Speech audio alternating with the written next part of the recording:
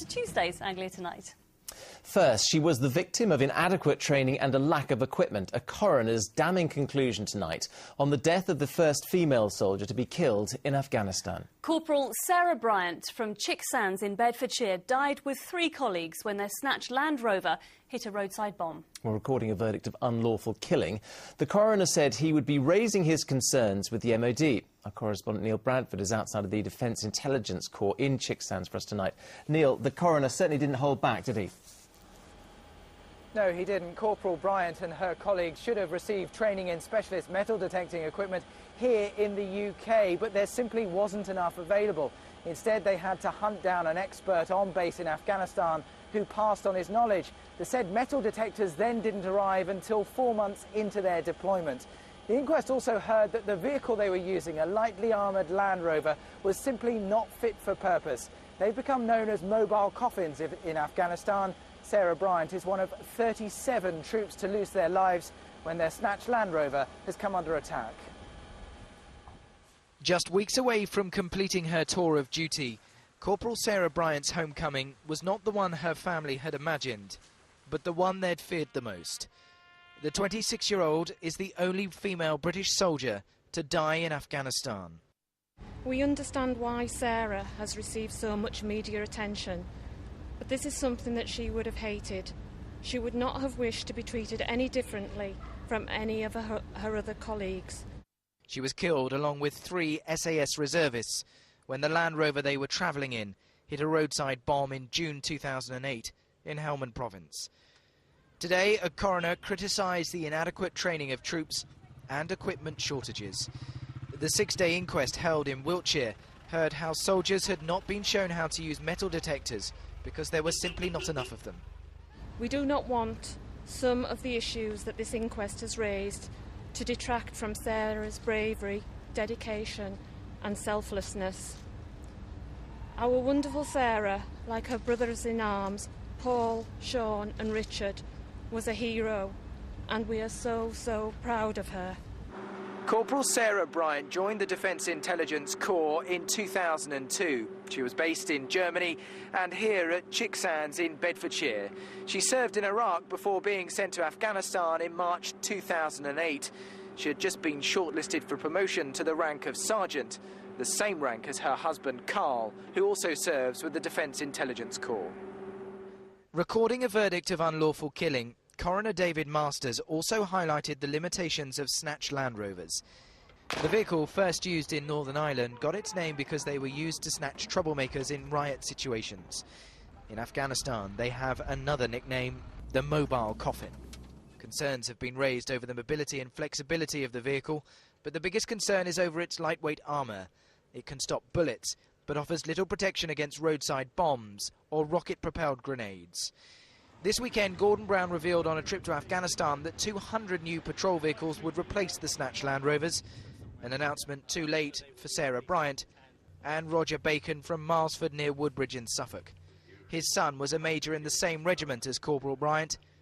He was killed in a snatched Land Rover in Iraq 5 years ago. They're known as mobile coffins, so it's no wonder that the soldiers themselves would like to get rid of them. And I just don't understand why it's taken so long. And now we have this announcement that Gordon Brown made, but even so. And it's too late. It's too late. Corporal Bryant's family say they're now trying to rebuild their shattered lives.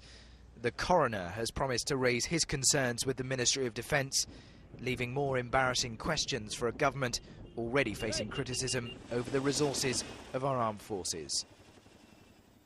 Well, Neil, as you say, more embarrassment for the government.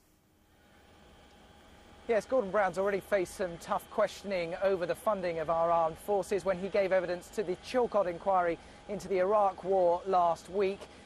Senior military staff say he's responsible for savage defence cuts when he was Chancellor of the Exchequer, claims he flatly rejects. The Tories tonight say the evidence from this inquest flies in the face of what he told that inquiry. They're calling for him to go back to that inquiry to re-give his evidence, to clarify his evidence. Likely to be some very embarrassing questions for Gordon Brown in the days and weeks to come. Neil, thank you for that.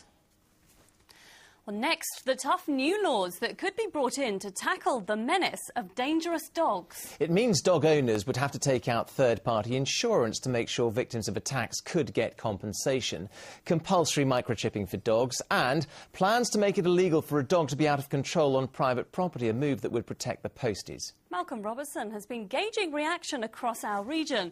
His report begins with the victim of a terrible attack in Huntingdon. For George Brown, the scars, both mental and physical, are always likely to be with him. When he was 4, he was mauled by an American bulldog close to his home in Huntingdon. 3 years later, he plays happily with his Labrador puppy Ollie. His family welcome anything that curbs dangerous dogs. As a grandmother, I still suffer. I still suffer looking at my grandson's face and seeing him how he suffered. So let's prevent that happening to anyone else. The government wants to see victims of dog attacks adequately compensated. Third-party insurance is an idea as to how you can deal with that. Of course, predominantly looking at how we deal with those irresponsible dog owners that are responsible for the problem in the first place. At the Dogs Trust Rehoming Centre at Snetterton in Norfolk, they welcome compulsory insurance and microchipping of all dogs. There are always going to be people outside of the rules, sadly, but at least this is, in some ways, goes towards helping to ensure that most dog owners do have insurance and that they are actually helping to cover both human and animal injuries. Well, at the moment it is just a consultation, but even at this early stage it raises more questions than it answers. Now, it's not really aimed at dogs like this, it's aimed at the owners of dangerous dogs. Now, would they really be prepared to take on insurance, and would they really be prepared to have their dogs microchipped? Robin Miles is getting to know Winston and will soon be collecting him from the Dogs Trust home. Does he think it's workable? I don't think it's necessarily compulsory, but then once you start leaving it to the individual, those who have got the money will, those who haven't, or just regardless, couldn't care less in some instances, then I regret to say that they will not.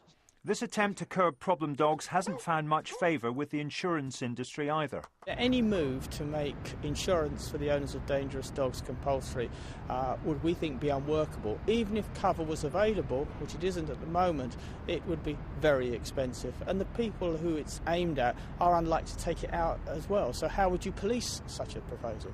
Jack, yeah, good boy. Graham Hall is a dog trainer in Northampton, describing himself as the dog father. He welcomes the proposal, but says it doesn't go far enough.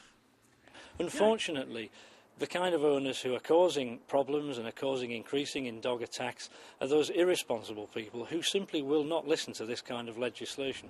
Dog owners we spoke to in Ipswich today weren't really impressed. Well, I wouldn't like it, actually, because I don't see why we should all have to pay for certain types of dogs that are a risk to other people. Insurance, more often than not, you don't use it. So, what's the point? And they sent us a letter saying, you can't insure your dog no more because he's too old. So we thought, well, it's just a waste of time. When we have another dog, we're not going to do it. The government may be taking the lead. At the moment, it seems there aren't too many inclined to follow. Malcolm Robertson, Anglia News. So what do you think about those plans to tackle dangerous dogs? We've already had a great response, and there's still time for you to join the email debate. It's Jonathan and Becky at itv.com. I'm going to read out some of your comments a little bit later on in the programme, but get going. Now, the first